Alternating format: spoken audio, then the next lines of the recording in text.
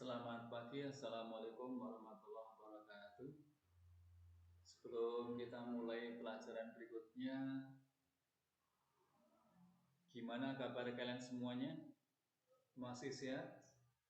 Alhamdulillah jika masih dalam keadaan sehat. Mudah-mudahan kesehatan yang kita miliki bisa kita manfaatkan untuk kebaikan, baik kebaikan kita sendiri maupun kebaikan orang lain.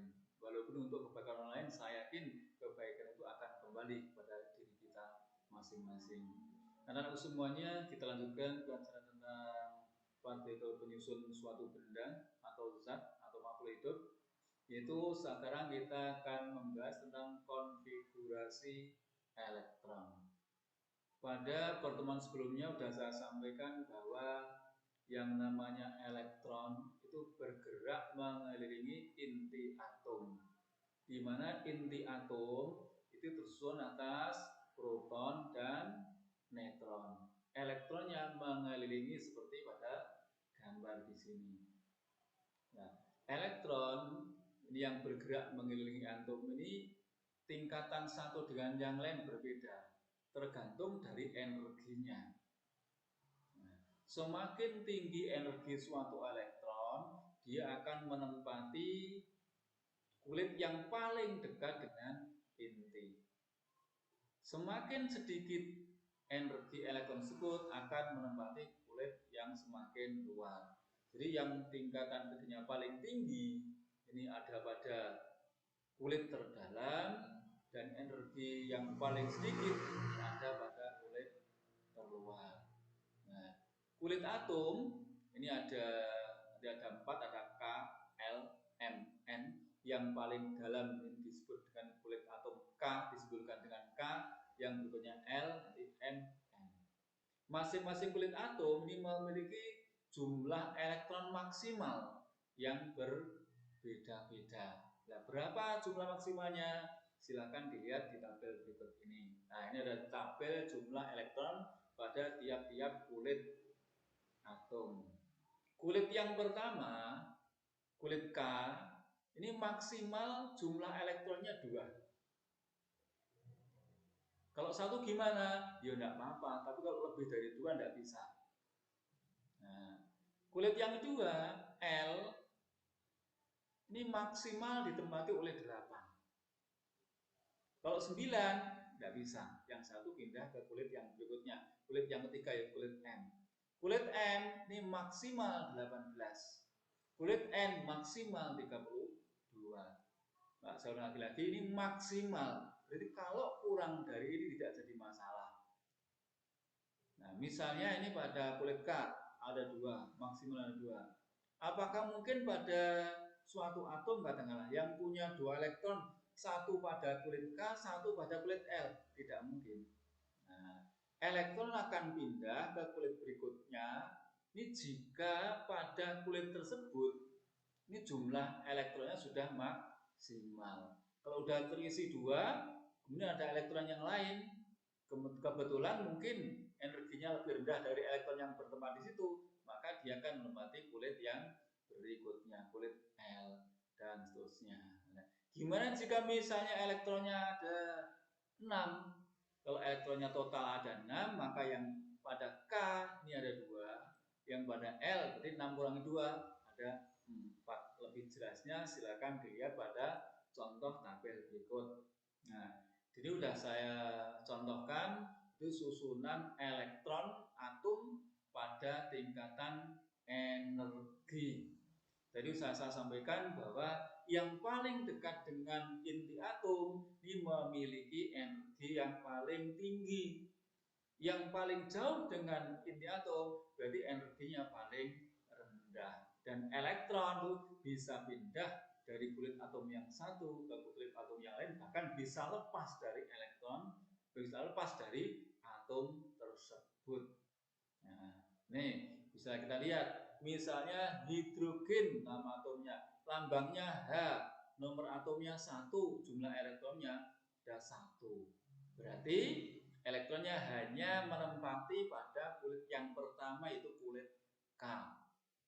Helium simbolnya He, nomor atom 2, jadi jumlah elektronnya ada 2. Nah, karena jumlahnya ada 2, maka elektronnya semuanya menempati pada kulit yang pertama, itu kulit K.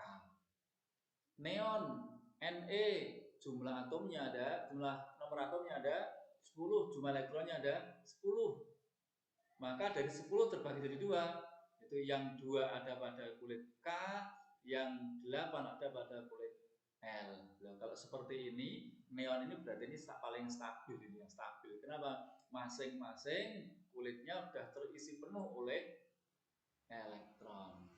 Berikut natrium, simbolnya Na, nomor atomnya 11, maka elektronnya ada 11. Nah, letaknya seperti ini. Yang 2 ada pada kulit K, yang 8 ada pada kulit L, yang 1 ada pada kulit M. Ini paling tidak, ini tidak stabil ini. Kenapa? Karena di sini hanya ada 1 elektron, sehingga dia bisa lepas atau mungkin dia akan menarik elektron dari atom yang lain. Nah, kemudian klorin Cl, nomor atomnya 17, jumlah elektronnya berarti 17. Maka pada kulit K ini ada 2, pada kulit L ada 8, dan pada kulit M ada 7. Argon Ar, nomor atomnya ada 18, maka elektronnya ada 18, menempati pada kulit K ada 2, kulit L 8, kulit M ada 8. Yang berikut kalsium Ca, nomor atom 20, jumlah elektron berarti 20. Nah, pada K ada 2 elektron, L ada 8, kemudian M 8, pada kulit yang paling luar N ada 2. Bromin Br, nomor atom 35, elektron 35. Nah, pada kulit K ada 2, kulit L ada 8, M 18, dan kulit N ada 7. Contoh yang berikutnya kripton Kr, jumlahnya ada 36 elektronnya, berarti nomor atomnya 36 pula. Pada kulit K ada 2, pada kulit L ada 8, M 18, dan kulit N ada 8. Nah, saya yakin kalian kalau disebutkan nomor atomnya, saya yakin sudah bisa mengisi di kulit K ada berapa, L ada berapa, M ada berapa, N ada berapa. Jadi patokannya silakan dilihat pada yang tadi. Pada kulit K maksimal ada 2, kulit L maksimal ada 8, M maksimal 18, dan N maksimal 32. Nah, anak sekalian, yang berikut itu tentang ion dan ikatan ion. Tadi saya sampaikan bahwa ketika suatu atom itu tidak stabil, bisa saja dia kehilangan elektron atau bahkan dia menerima elektron dari luar. Ketika atom itu dia kehilangan elektron, ada salah satu atau lebih elektronnya lepas, maka atom tersebut menjadi bermuatan positif. Jadi pada dasarnya semuanya atom itu muatannya netral. Jumlah elektron dan jumlah protonnya ini sama, sehingga muatannya netral. Sehingga bila kehilangan elektron atau dia menerima elektron dari tempat yang lain, dia menjadi bermuatan. Nah, atom yang bermuatan disebut dengan ion. Saya ulangi, pada atom yang tidak stabil, dia bisa saja kehilangan elektron atau dia menerima elektron dari luar. Ketika dia kehilangan atau menerima, maka dia menjadi bermuatan. Bisa bermuatan positif, bisa bermuatan negatif lah. Atom yang bermuatan disebut dengan ion. Nah, sesuai dengan muatannya dibagi jadi 2. Nah, ion yang bermuatan positif, kita akan lihat ini, disebut dengan kation, dan ion yang bermuatan negatif disebut dengan anion. Contohnya nih, ada Na plus dan Cl min. Kation disimbolkan dengan ada plus positif 1. Berarti pada Na ini dia kehilangan 1 elektron, lepas elektronnya. sehingga menjadi bermuatan positif. Kemudian anion ini contohnya Cl-. Nah, dia minnya 1, berarti dia apa? Menerima 1 elektron dari luar, sehingga semula yang Cl ini netral jadi bermuatan negatif. Nah, Na plus disebut dengan kation, Cl- disebut dengan anion. Saya ulangi, kation itu apa? Ion yang bermuatan positif, anion ion yang bermuatan negatif.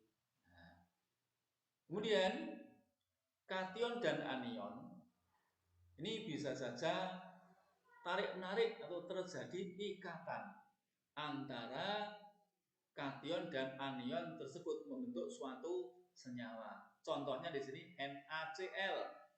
NaCl ini garam dapur, garam yang biasa kita gunakan untuk masak. Saya yakin kalian sudah tahu semuanya rasanya garam itu seperti apa. Nah, ternyata garam ini tersusun atas siapa? Kation dan anion. Nah, kationnya siapa? Na. Anionnya siapa? Cl. Yang Na kelebihan 1, Na kekurangan 1 elektron, Cl kelebihan 1, sehingga saling gandeng membentuk NaCl, garam dapur ini. Jadi garam dapur merupakan senyawa ion. Nah, terbentuknya senyawa itu karena adanya gaya tarik menarik. Nah, gaya tarik menarik antara kation dan anion dalam senyawa disebut ikatan ion. Berarti pada NaCl ada ikatan ion antara siapa? Kation dan anion. Kationnya siapa? Na. Anionnya siapa? Cl, membentuk NaCl. Nah, nih. Kemudian tadi saya sampaikan bahwa Na itu kekurangan elektron, Cl kelebihan elektron. Sehingga ketika gandeng berarti ada 1 elektron yang digunakan secara bersama-sama. Nah, antara Na dan Cl, sehingga membentuk suatu ikatan. Nah, ikatannya disebut dengan ikatan kovalen. Kalau begitu ikatan kovalen itu apa? Ikatan yang terbentuk dari apa? Penggunaan bersama elektron oleh 2 atom untuk membentuk ikatan kimia. Jadi ikatannya disebut dengan ikatan kovalen. Kenapa? Karena kebetulan Na dan Cl ini sama-sama menggunakan beberapa elektron yang sama. Kemudian senyawa yang terbentuk antar atom yang berikatan kovalen tadi disebut dengan senyawa kovalen. Jadi garam dapur itu merupakan senyawa kovalen. Ikatannya namanya ikatan kovalen. Nah, kenapa dikatakan kovalen? Karena menggunakan atom secara bersama, menggunakan elektron secara bersama-sama antara 2 atom, yaitu antara Na dan Cl. Demikian yang saya sampaikan. Mohon maaf dari kesalahan. Mudah-mudahan kita bertemu kembali dalam pelajaran berikutnya. Assalamualaikum warahmatullahi wabarakatuh.